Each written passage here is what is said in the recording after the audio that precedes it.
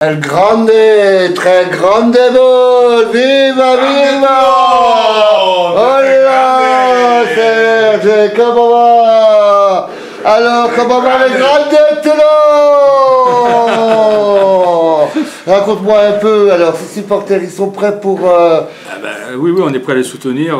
On part vendredi matin tôt pour aller à Basse et pour passer ces 3 jours pour amener la victoire parce que c'est important. Oui, c'est notre survie en Coupe d'Europe, ça serait dommage. Nous sommes quand même dans le Graal du Graal, non? Oui, oui, donc on va être présents, on sera nombreux à être là-bas, puisqu'il y aura des boules, il y aura des mordus, des fadas, des fils de besagne, des dragons, voilà, bon, les supporters pour faire un maximum pour les aider, pour les soutenir, ils vont en avoir besoin. Il ne faut pas les lâcher maintenant. Voilà, donc à quelle heure c'est le départ pour tous les supporters? On décolle à 11 h, on sera là-bas à Basse, je pense vers 16 h. On rencontre les supporters de Basse le vendredi soir pour une soirée amicale, festive.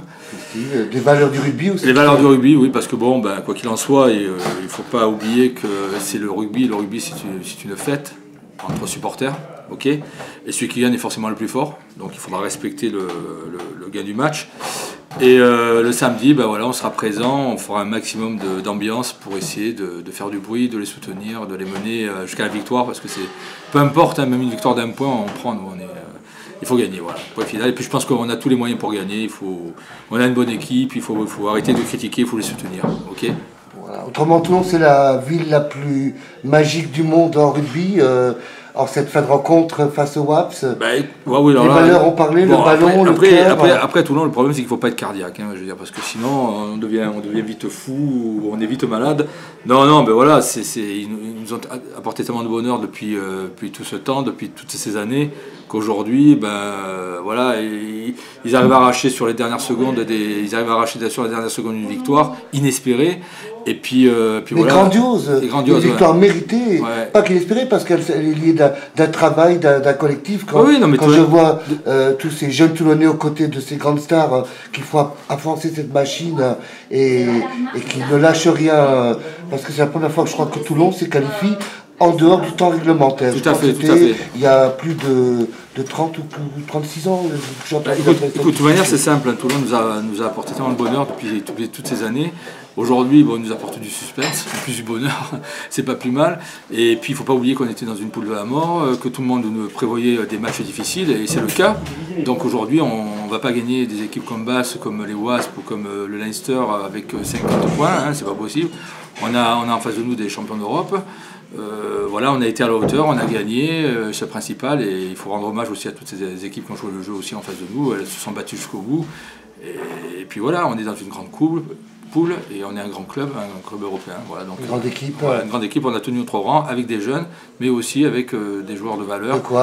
Manonou, ce cocktail qui fait le charme de Toulon et qui nous est tant envié. Qui est plus que ça, plus qu'une famille, non? Oui, je pense qu'ils s'entendent bien, tout le monde s'entend bien. Maintenant, il faut que les supporters soient au diapason avec l'équipe. Et on est là pour les soutenir, et il faut les soutenir jusqu'au bout, et quel que soit le résultat. Donc dans ce programme de Coupe d'Europe, donc on finit premier, on reçoit en quart de finale. Ça veut dire qu'on ira en demi-finale en déplacement. Si par contre on est en déplacement en quart de finale, on reçoit les demi-finales à la maison. C'est ça, c'est l'histoire comme ça. D'après ce que j'ai compris, c'est le même remarque de la Coupe il y a 3 ans dans l'organisation. Peu importe, de manière, après il faudra gagner tous les matchs. Donc, mais peut-être qu'une demi-finale à Mayol... la demi-finale ne sera pas à Mayol. Ça sera forcément à Marseille ou à Nice. Mais moi je pense à Félix Mayol qui a emprunté ce peuple de Mayol, qui est aux côtés, c'est vrai, qui est peut-être trop exigeant parce que on a mis peut-être la barre très très haute, mais aussi on est à la recherche de ce Graal qui n'a jamais été fait dans la planète du rugby. C'est 4 à la suite, c'est 4 coupes aussi. Je pense qu'on a pris je veux dire, excuse-moi, ce Cupo Santo quand il doit résonner. Qu'est-ce qui va résonner magiquement quand tout le monde va devenir propriétaire de cette 4e? Et je crois que ça c'est plus que pour les supporters, plus que pour la légende, plus que pour les anciens, plus que pour les valeurs aussi du rugby pour Toulon. Tu vois, il y a quelque chose de magique. De magique, oui. De toute manière, il faut garder ce côté magique. Et puis après, c'est vrai qu'on s'est habitué à la victoire. Donc c'est difficile après de parler de défaite. Mais bon, je pense qu'on a toujours les moyens de gagner cette Coupe d'Europe, de la garder du moins. Donc c'est à nous après de nous battre et puis à nous les supporters d'être avec eux. Autrement, on se rappelle de Astérix et Obélix, par exemple de la fameuse formule magique qui disait On craint. Des gains. On craint. Des gains. On craint. Des gains. On craint. Des gains.